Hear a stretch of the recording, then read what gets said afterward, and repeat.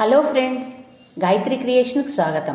ఈరోజు మనం చందమామ కథల్లోని గీక్షసులు అనే కథ గురించి చెప్పుకోబోతున్నాం. అనగా అనగా ఒక ఊళ్ళో ఒక చెవిటివాడు ఒక గుడ్డివాడు ఉండేవాళ్ళు. వాళ్ళిద్దరికి మంచి సావాసం.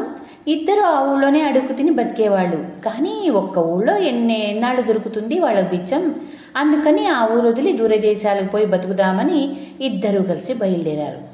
దోవలో గుడ్డివాడు చెవిటివాడితో, ఇదిగో చెవిటి మామ, మన ఇద్దరం ఒక మాట మీద ఉందాం. నేను విన్నదల్లా నీకు చెప్తాను, నువ్వు చూసిందల్లా నాకు చెప్పు. మనకు దొరికిందల్లా చెరిసగం పంచుకుందాం అన్నాడు. చెవిటివాడు ఎగిరి గంతేసి సరేనన్నాడు.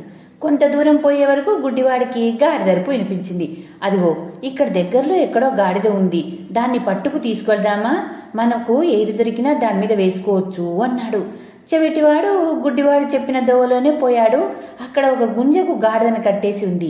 చెవిటివాడు దాన్ని విప్పి తోలుకొచ్చాడు. ముగ్గురు మళ్ళీ కొంత దూరం పోయారు. చెవిటివాడు అన్నాడు, ఇదిగో గుడ్డిమామ, ఇక్కడ చీమల బారు పోతుంది అన్నాడు. ఇంకేం, కాసిని తీసి పైపంచలో మూట కట్టు, ఎందుకైనా పనికి రాకపోతాయా అన్నాడు గుడ్డివాడు. ఇంకా కొంచెం దూరం పోయే వరకు చాకలివాడి బాణ కనిపించింది. దాన్ని కూడా తీసుకొని గాడిద మీద పెట్టుకొని బయలుదేరారు. ఇంతలో పొద్దుకూక వచ్చింది. ఆకాశాన దట్టంగా మబ్బు పట్టింది. ఉరుములు మెరుపులతో వానొచ్చింది. దగ్గరలో ఏది కనబడినా చాలు, అందులో తలదాచుకుందామనుకున్నారు ఇద్దరు. అలాగే కాస్త దూరం పోయే వరకు పెద్ద మేడ కనిపించింది. అదిగో పెద్ద మేడ అన్నాడు చెవిటివాడు. అయితే నా చెయ్యి పట్టుకు పరిగెత్తాం, నా చెవులు ఉరుములకు పగిలిపోతున్నాయి అన్నాడు గుడ్డివాడు. నాకు ఉరుములంటే లెక్కలేదు, మెరుపులతోనే నా కళ్ళు పోతున్నాయి అన్నాడు చెవిటివాడు.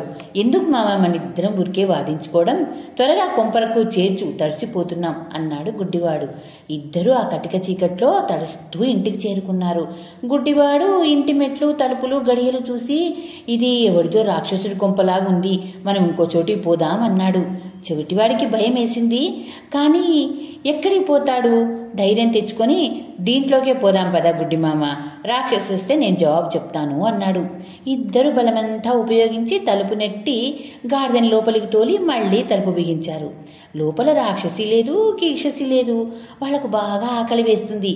అన్నము, కూరలు, పళ్ళు పెట్టి ఉన్నాయి. గాడిదను స్తంభానికి కట్టేసి ఇద్దరు కూర్చొని ఆ అన్నమంతా మెక్కారు. కడుపు నిండే వరకు వాళ్ళకు నిద్ర వచ్చింది. గురక పెట్టడం మొదలు పెట్టారు. ఇంతలో ఎక్కడో తిరగడానికి పోయిన రాక్షసి వచ్చాడు. తలుపు బిగించి ఉండేవరకు వాడి కోపం వచ్చింది. ఎవడ్రా లోపల, తలుపు తీస్తారా, మిమ్మల్ని పచ్చడి చేయమంటారా అని కేక వేశాడు.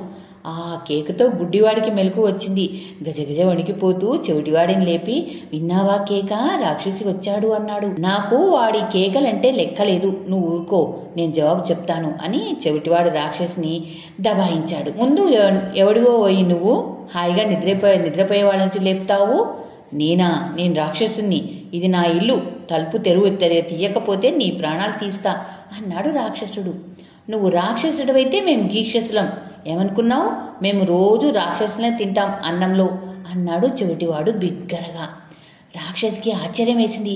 ఏమిటి, మీరు రాక్షసులనే తినే గీక్షసులా? ఏది మీ పొట్ట చూపించండి, నేను నమ్ముతాను అన్నాడు రాక్షసుడు. అయితే కిటికీ దగ్గరగా చూపుతాను అన్నాడు చెవిటివాడు. రాక్షసి కిటికీ దగ్గరకు వచ్చే వరకు గుడ్డివాడు చాకలి బాణ తీసుకుపోయి కిటికీకి అడ్డం పెట్టాడు. రాక్షసి ఆ బాణ తడిమి చూసి, అమ్మయ్యో ఎంత పెద్ద పొట్టో, అయితే బాబు మీ తలకాయ కూడా చూపుతారా అని అడిగాడు రాక్షసుడు. గుడ్డివాడు ఆ గాడిదను లాక్కొచ్చి కిటికీ ముందు నిలబెట్టాడు. రాక్షసుడు గాడిద తలను తడివి చూసి బాబో అనుకున్నాడు లోపల. కానీ బయట కనబడనివ్వకుండా, బాబు మీ అరుపు కూడా కాస్త వినిపిస్తారా అని అడిగాడు. గుడ్డివాడు మూటలో ఉన్న చీమల్ని తీసి గాడిద చెవులో పోశాడు. గాడిద తల అల్లాడించి బిగ్గరగా చెవులు పగిలిపోయేట్లు ఒండ్ర పెట్టింది. పాపం రాక్షసికి హడలు పుట్టి ఆ అర్ధరాత్రి అడవిలోకి పారిపోయాడు. రాక్షసి పారిపోయినాక గుడ్డివాడు చెవిటివాడు అబ్బా బతికిపోయామనుకున్నారు. ఇంకా అక్కడే ఉంటే మళ్ళీ వస్తాడేమోనని వాళ్లకు భయం వేసింది. అప్పటికి వాన వెలిసింది, మబ్బులు వీచినాయి, వెన్నెల కాసింది. చెవిటివాడికి ఆ ఇంట్లో ఒక మూలన ఏదో గుట్ట కనపడింది. దగ్గరకు పోయి చూశాడు. వెండి, బంగారు నగలు, నాణ్యాలు. చెవిటివాడు గుడ్డివాడికి సంగతి చెప్పి అవన్నీ 4 మూటలుగా కట్టి 2 మూటలు గాడిదల మీద, మిగతా 2 మూటలు చెరొకరు వేసుకొని ఆ రాత్రికి రాత్రే బయలుదేరి వెళ్లారు. ఇక రాక్షసి ఏం చేశాడు? పరిగెత్తడం రొప్పుకుంటూ రోజుకుంటూ వాళ్ళ మామగారి ఇంటికి వచ్చి పడి ఈ సంగతంతా మామకు బావమరుదులకు చెప్పాడు. వాళ్ళకి ఈ మాటలు వినే వరకు కోపం వచ్చింది. పనికి మాలిన విధవా, రాక్షస జాతికి అవమానం తెచ్చావు, పదా మేము వస్తున్నాము, ఆ గీక్షసులు ఎక్కడున్నారో చూపించు అన్నాడు. మన రాక్షసి మామను బావమరుదులను వెంట పెట్టుకొని తన ఇంటికి వచ్చాడు. అక్కడ ఎవ్వరూ లేరు. పైగా ఇంట్లో ఉన్న ధనమంతా పోయింది. ఇక అంతా కలిసి గీక్షసులను వెతుక్కుంటూ అడవిన పడ్డారు. మీరు రాక్షసుల పేర్లు ఎప్పుడైనా విన్నారా? చాలా గమ్మత్తుగా ఉంటాయి వాటి పేర్లు. మన రాక్షసి పేరు దోనెకడుపు రాక్షసి, వాడి మామ పేరు కొంగకాళ్ల రాక్షసి, వాడి పెద్ద బావమరిది పేరు గద్దముక్కు రాక్షసి, రెండవ వాడి పేరు పులిమొహం రాక్షసి, మూడవ వాడి పేరు పిల్లికళ్ళ రాక్షసి, నాలుగవ వాడి పేరు గాడిద చెవుల రాక్షసి. ఈ రాక్షసులు వెతుక్కుంటూ రావడం మన గుడ్డివాడు కనిపెట్టాడు.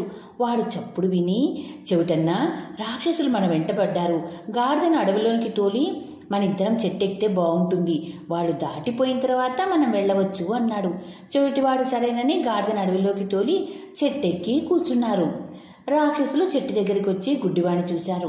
కొంగకాళ్ల రాక్షసి ముందు వీడిని పట్టుకు తిందాం, అక్కడి నుంచి ఒకళ్ళ మీద ఒకళ్ళు ఎక్కి అందరికి పైన గాడిద చెవుల రాక్షసిని ఎక్కమన్నారు. గుడ్డివాడికి వీళ్ళ మాటలు వినే వరకు భయం వేసింది. చేతులతో అటు ఇటు తడమటం మొదలుపెట్టాడు. వాడి చేతులకు గాడిద చెవుల రాక్షసి చెవులు చిక్కినాయి. వాడు తన సత్తానంతా చూపి ఆ చెవులు మెలిపెట్టాడు. అట్లాగా పట్టుకో అని కేకేశాడు చెవిటివాడు. ఇంకే ఆ నొప్పికి ఈ కేకలకు ఆగలేక గాడిద చెవుల రాక్షసి గీ పెడుతూ ఒక్క దూకున కిందకి దూకి పారిపోయాడు. వాడి అరుపులు పారిపోవటం చూసి మూడోవాడిని చూసి రెండోవాడు, ఇట్లా అంతా చావు పరుగు తీశారు. వాళ్ళు పారిపోయాక గుడ్డివాడు చెవిటివాడు చెట్టు దిగి వచ్చారు. చెవిటివాడు గాడిదని వెతుక్కుని తోలుకొచ్చాడు. అప్పటికి తెల్లారింది. ఇద్దరూ కలిసి ఉరిముఖంగా ప్రయాణం సాగించారు. ఊరి దగ్గరికి చేరినాక చెవిటివాడు, గుడ్డిమామ మనం ఊరి దగ్గరికి వచ్చేన్నాం, ఇంకా పర్వాలేదు, మనం తెచ్చుకున్నది భాగాలు చేసుకుందాం అన్నాడు. గుడ్డివాడు సరే అన్నాడు. చెవిటివాడు భాగాలు చేశాడు. అందులో చెవిటివాడు తన భాగానికి కాస్త ఎక్కువగా వేసుకున్నాడు. గుడ్డివాడు 2 రాసులను చేతితో తడిమి చూశాడు. తన భాగం చిన్నది. వాడి కోపం వచ్చి చెవిటివాడి చరిచి కొట్టాడు చెంప మీద. ఆ దెబ్బకు చెవిటివాడు బిత్తరపోయాడు. తర్వాత సంభాళించుకొని వాడు గుడ్డివాడి కణత మీద లాగి గుద్దాడు. ఈ గుద్దుతో గుడ్డివాడి తల తిరిగింది. కాసేపు తల దిమ్ముగా ఉంది. ఆ తర్వాత చిత్రం ఏమంటే వాడి కళ్ళు కనబడటం మొదలుపెట్టినాయి. ఇటు చెవిటివాడికి ఆ చెంప దెబ్బతో వినబడటం మొదలుపెట్టింది. ఈ సంగతి ఒకరినొకరు చెప్పుకున్నారు. ఆ తర్వాత న్యాయంగా భాగాలు వేసుకొని పక్క ఊరుకుపోయి హాయిగా ఉన్నారు. చూసారా గమ్మత్తు? కలిసి వచ్చేటప్పుడు మనం పొరపాట్లు పడ్డా మనకు మంచే కలిగిస్తాయి.